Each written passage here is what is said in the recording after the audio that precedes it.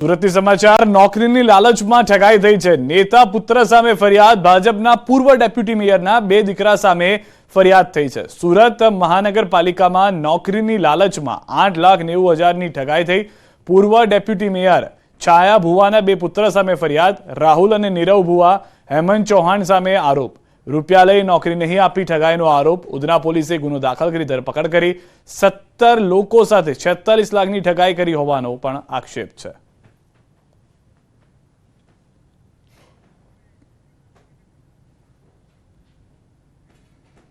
समाचारों में અત્યારે બસ આટલું। દેશ પ્રદેશની તમામ ખબરો માટે આપ જોડાયેલા રહો ગુજરાતની number 1 news channel news 18 Gujarati સાથે।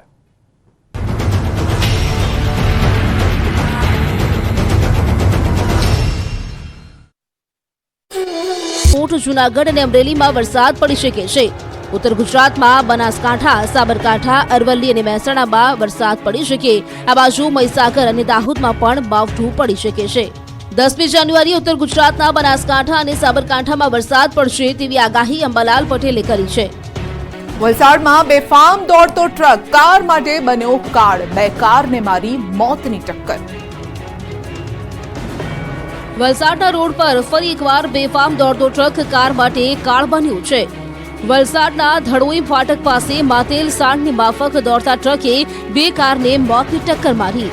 હચમચાવી નાખનારી ઘટના સીસીટીવીમાં કેદ થઈ છે। દ્રશ્યોમાં જોઈ શકાય છે કે મોતની માફક એક ડમ્પર આવી રહ્યું છે, જેને પહેલા બે કારને ટક્કર મારી છે।